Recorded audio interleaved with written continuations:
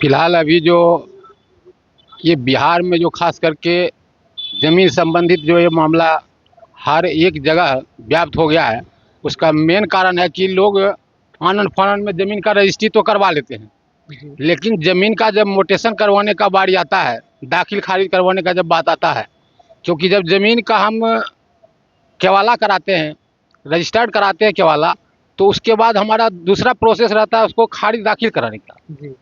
और वैसी परिस्थिति में हम अंचल में जब जाते हैं तो अंचलाधिकारी हमसे एक मोटी रकम की मांग कर देता है, और वहाँ पर जब हम उस काम में सक्षम नहीं हो पाते हैं तो किसी न किसी नोक्स को लगा करके वो हमारे दाखिल खारिज आवेदन को अस्वीकृत कर देते हैं। तत्पश्चात हम वहाँ से नकल लेकर के फिर यहाँ DCLR में भूमि सुधार निराकरण में आते हैं यहाँ, और तब इस बात को हम यहाँ फाइल करते हैं।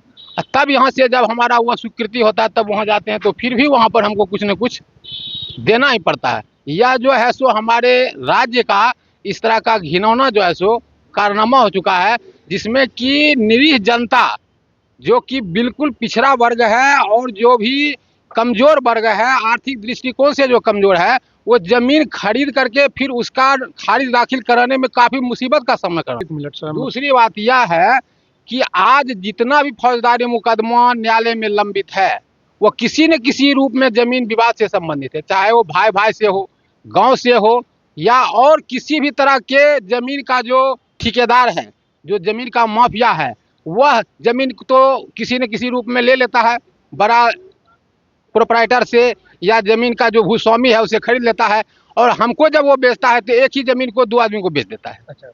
तो हम तो देखे उसका केवाला देखते हैं कि जिससे हमको ज़मीन लेना है, हम केवाला देख के उसका ज़मीन खरीद लिए, लेकिन वो ज़मीन किसी और अन्य को बिका हुआ रहता है, तो हम उस पचड़े में फंस जाते हैं, और उस पचड़े में जब फंस जाते हैं तो हमको न्यायालय का जो शरण लेना पड़ता है, और न्यायालय के चक्कर काटते काटते फिर हमारा परेशानी बढ़ जाता है। यह सबसे छोटी अदालत जो है सो भूमि सुधार निराकरण वाद हम लाते हैं DCLR में, इसका लिमिटेशन है 3 महीने का, लेकिन यहाँ इतना मामला जो है सो अंचल से आ गया है कि वहाँ कोई मामला का डिस्पोजल होबे नहीं करता है, सब यही होता है, सब यहीं पर आ गया है। इसलिए यहाँ तो 3 महीना की जगह 3 साल लग रहा है, यहाँ भी 3 साल लगा। 3 साल लग रहा है, 3 महीना की जगह 3 साल लग रहा है, फिर भी उसका जो है सो ऑर्डर नहीं पास हो रहा है।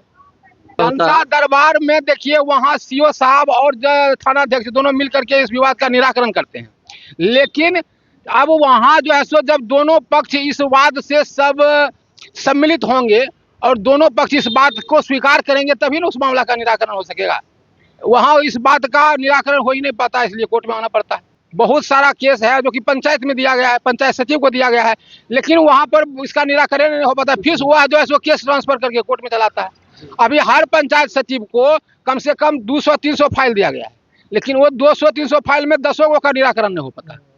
अच्छा सर, ट्रांसफर होकर केस कोर्ट में चला। आप कब से सर ये जमीन संबंधित विवाद को देख रहे हैं? ये तो हम कम से कम 10 साल से देख रहे हैं लगातार। हाँ। क्या क्या समस्या का सामना अभी तक आपको करना? देखिए, समस्या का सामना यही करना पड़ता है कि अब जब हमारे पक्ष में कोर्ट में निर्णय हो गया, अब जैसे कि टाइटल सूट हो गया, टाइटल सूट में जजमेंट हमारे पक्ष में हो गया, जब फिर हम जमीन को पोजीशन कवर करने के लिए जाते हैं तो यहाँ से वो अंचलाधिकारी को लेटर चला जाता है, लेकिन लेटर जाने के बाद भी वो कुछ नहीं करता है।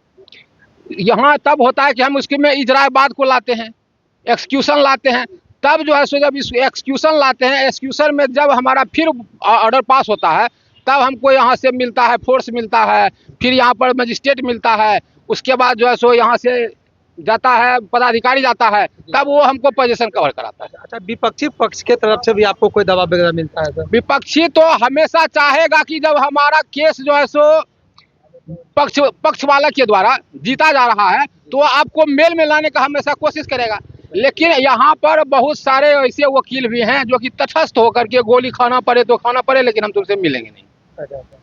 तब वैसी स्थिति में उसका कुछ नहीं चलता है, तब जिस पक्ष से हम रहते हैं उसका निराकरण कराते हैं।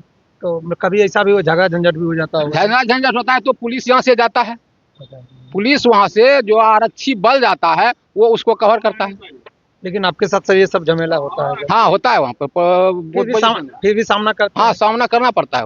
वो कंसर्निंग थाना को मिला करके, जैसे कि अब यहाँ से जो ऑर्डर हुआ पास, उसमें तो जाएगा पुलिस लाइन से जाएगा, बल जाएगा, उसके बाद मजिस्ट्रेट जाएगा, उसके बाद आपको न्यायालय से आदमी जाएगा, तो कंसर्निंग थाना भी उसका सहयोग करता है। इसलिए खुश हैं कि हम लोग जो है सो विपक्षी के मेल में आकर के कोई काम नहीं करते। ये कंफर्म जिस है सर? पक्ष का हम लोग काम लेते हैं, विपक्षी का गोली भी खाना पड़े तो उसको खा करके हम लोग विपक्षी का काम नहीं करेंगे। जिसका काम लेते हैं हम लोग उसी का काम करेंगे। जी, नाम बता दीजिए। धर्मेंद्र प्रसाद सिंह, एडवोकेट। आप गांव कहाँ के रहने वाले हैं? हमारा है अभयपुर स्टेशन से 2 किलोमीटर है दक्षिण घोगी गांव। रेगुलर ड्यूटी यहाँ पे आना डेली पड़ता है? डेली आते हैं, डेली। अगर बारिश का दिन होता है सर तो कभी भी बारिश भी होगा भी तो आएंगे हम।